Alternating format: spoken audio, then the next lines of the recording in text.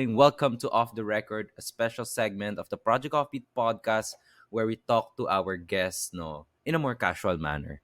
We ask them questions na, not all can ask them about, right? So big talk of the town questions so and fun challenges. We'd like to thank our sponsor, Gen Studio AI, no, for really sponsoring this show for everyone. So obviously in today's segment, we have veteran journalist Howie Severino. Sir, welcome to the show. Yeah, thank you. Thank you for having me, guys. Okay. Sir, question number one, you know, etong, actually, you've also talked about it during that segment natin, no, in that career episode, no, you've talked about uh, baybayin, di ba? Or immersing yourself into this language. Nakita ko, sir, sa Instagram mo, your bio is actually baybayin. No? So, hindi ko masyadong mabasa kung ano yung sinasabi ninyo doon, no, sir? I guess for me, sir, why are you still embarking on this long, arduous, journey to learning by buying when, like you said, wala naman masyadong gumagamit niyan, right? What's in it for you? Well, first of all, it's not really that arduous. No, it's not really that hard. Mm. Um, Wow. yeah. That's what a lot of people don't know, and they discover that it's not really that hard once they start learning. No, so number one, I want to keep my mind nimble as I age. I'm 61, and very often people my age they start feeling a or feel they're starting to decline, but there are many people who actually are they achieve a lot in these years and beyond, no. So they're actually um, what's happening is the opposite of decline, no. So I want to keep my mind nimble so I can do more things. I can still be productive as I age. That's number one. Number two, Mm. it's a way of honoring and preserving our heritage. Baybayin is heritage, no. Very Ganda. often we think of heritage as just old buildings, no. But uh, native writing systems are very much a part of our heritage. Baybayin is beautiful, a lot of it's it a lot. There are very few straight lines and angles. No, it's mostly curves and waves, and and Baybayin evokes imagery from nature. You know? It's fun. I bond with a lot of people through Baybayin. Um, I haven't met any Filipino who's not interested in at least seeing their names in Baybayin. You see the joy on their Yeah. faces when they see. I mean, something resonates in them, and parang somehow their soul knows that Yeah. our this is the way our ancestors wrote. No, Yeah. and Rizal, Mm. the first Filipinos learned Baybayin, no, and it was part of their vision for our country. So Yeah. it's just keep being consistent with that vision. Parang ganun natin language natin, sir. No, before English, no? Parang baybayin ata tayo, or were there any other languages out there? We really don't know the history anymore.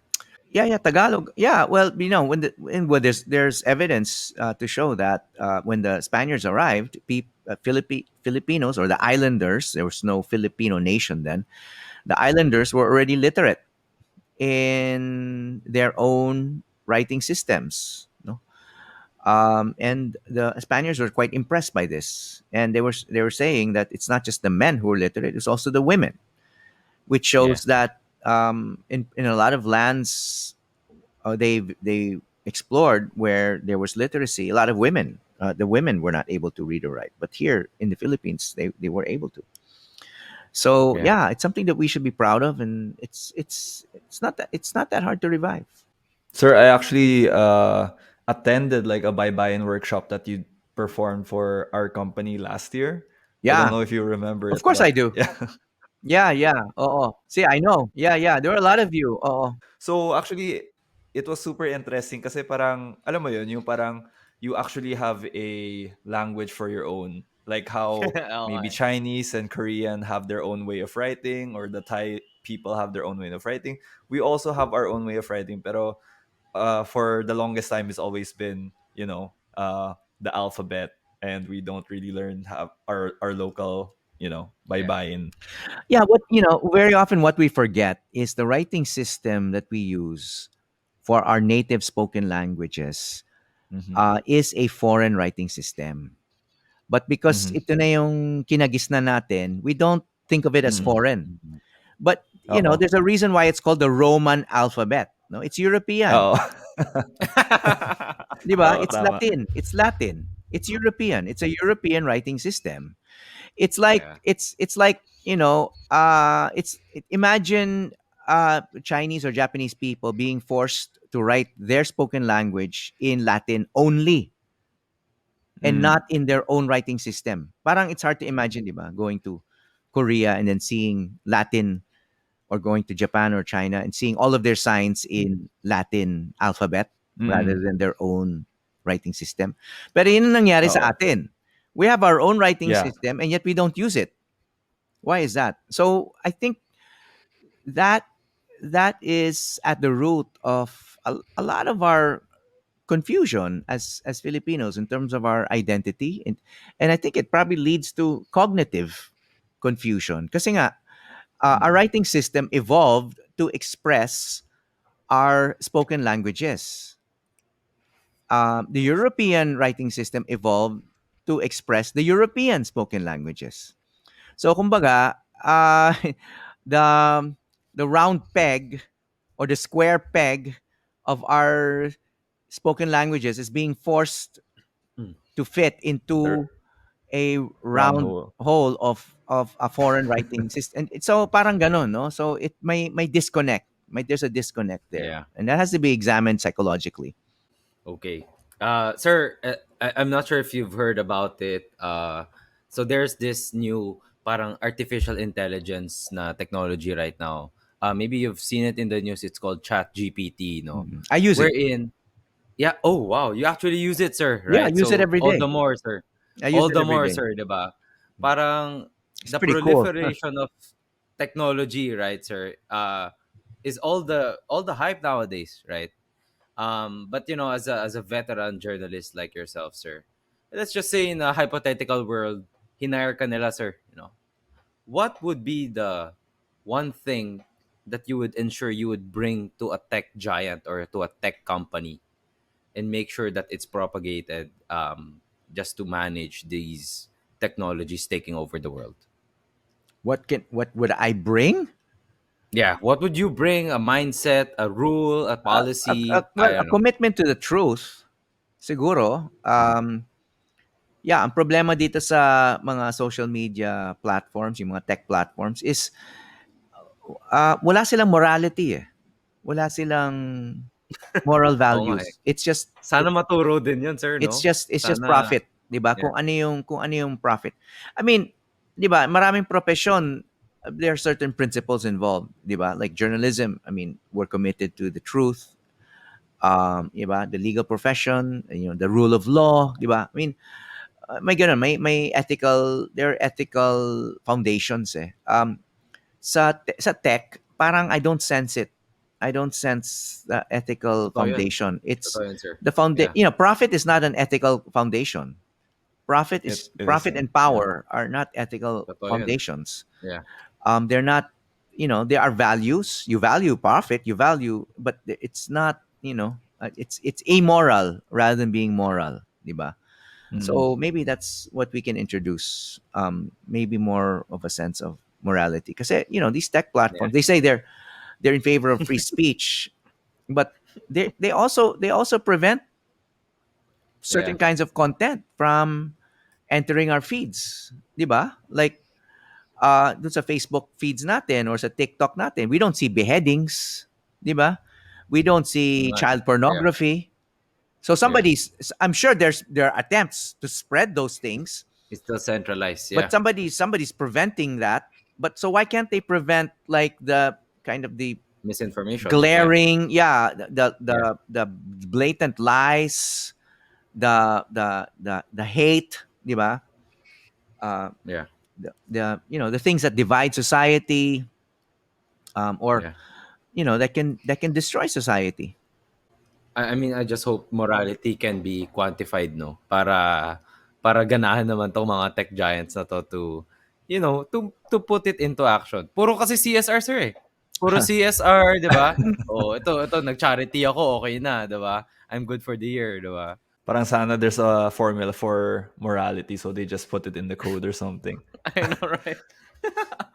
Pero sir, Yeah. actually I wanted to ask you about like, the ethics in journalism, because in recent years I'm sure you're aware that there's so many alternative news sources that have been popping up everywhere, especially during election season and whatnot. How do you feel about it, especially since you're part of this, you're part of GMA, this big news media company as well. Like, how do you feel about it? Do you feel like your craft, your industry is being undermined or corrupted by it, or Corrupted by what? corrupted by all of these alternative news sources that are popping up and maybe spreading more misinformation out there? No, I don't think we're being corrupted by it. We're being, in a way, everyone is drowning in it. Mm-mm.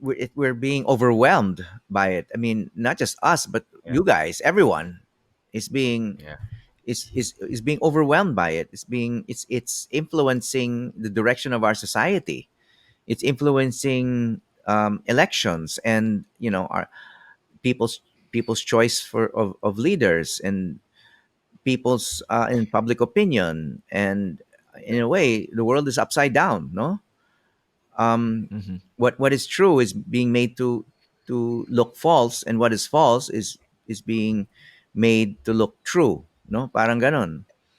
Yeah. So, kaya na-demonize sa mga journalists, because there are people who are threatened by what we do, threatened by the truth, threatened Yeah. that certain things will be uncovered and they will be exposed. No, so yeah, that's part of the dynamic today. But we're not the only ones who are being victimized by all of this. No, Yeah. everyone, and but we are in a position to try to counter it. But ang problema nito is, the truth is harder to find. Facts are harder to find. I mean, lies are easy to invent. Yeah. You don't have to leave your room, di ba? Kami, when we cover disaster or a typhoon, you can see us in the field, di ba? Um, because that's the only way to find the facts. But if you're lying, you don't have to leave your room. You don't have to spend any money. So finding facts is expensive. Spinning lies is cheap, Yeah. It's cheap. and it can be distributed for free. It's easy. Yeah. Yeah. So yan ang ano, yeah, that's the yan ang malaking dilemma ngayon, and malaking Yeah. challenge is that if for Yeah. for for the information consumer, a lot of the best information costs money, Yeah. but the lies are free, di ba? Mhm. So that's part of the problem. Okay. My last question, sir, no? Going back to yung 2828 documentary ninyo, I do remember one of these quote by Miss Ipat, no? Where, when sinabi niya talaga na sobrang natakot siya. Kasi parang kinontak mo na daw siya na, medyo nanganganib na, right? At that moment, sir, anong, what's in your mind, di ba? Parang, I'm sure, kung ako yun, sir, takot na ako. I don't know, sir. Parang, were you in that reflective state wherein kung siguro may on that time, pag nakabangon ka dito, you want to do something, you want to make sure to do something that you won't ever regret again, no, sir? What's on your mind at that moment? I wanted to say goodbye. I felt that if my condition got worse, I may not be able to talk, and I may not see my loved ones again. It wasn't something I expected would happen soon. No, at my age, I was in pretty good health, and then all of a sudden, I have COVID pneumonia. I'm all alone in the hospital. There's no cure. You hear a lot about people dying. There's so much mystery still about the disease.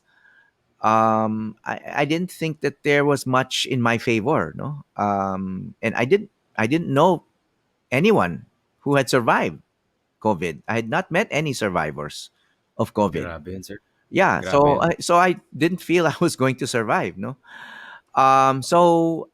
Actually, to be honest, at that time, my wife and I had some pretty good conversations. I mean, we were, it was not your typical husband and wife conversation. I mean, it was, it was, I know, I was not just saying goodbye. We were recalling, um, when we were much younger and we were courting, and, I mean, really cheesy stuff. And we don't normally have those conversations. But we did.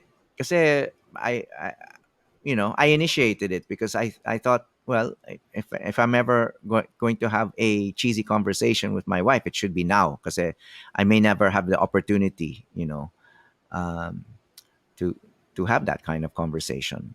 Recalling our best moments, the Yeah. highlights of our married life, mga ganon, no?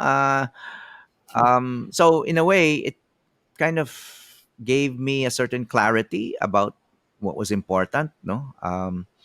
At that Yeah. time. Apart from really practical stuff like sharing my passwords. Yeah, I mean, di ba? You don't normally do that even with your loved ones. Yeah. But I didn't want her to have a hard time. Di ba? I mean, halimbawa, yung sa, mga, mga ATM or Facebook. I mean, you Mm-mm. uh, Mm. Gmail. Some I shared my passwords with her. But Yeah. of course, I when I survived, I changed my passwords.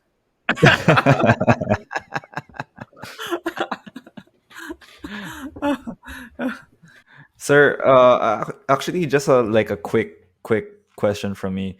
Um, when I was researching through your profile, I saw that you had the opportunity to actually get to talk to the senior Benigno Aquino. Um, can you tell us what he was like, at least for those who never even watched an interview of him or never lived during his time, or we only know him from maybe the 500 peso bill, right? Pero how would can you share your experience of meeting him, talking with him? Mm. What was he like, etc.?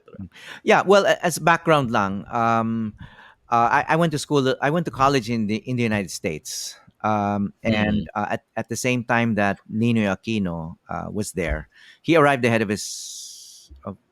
most members of his family.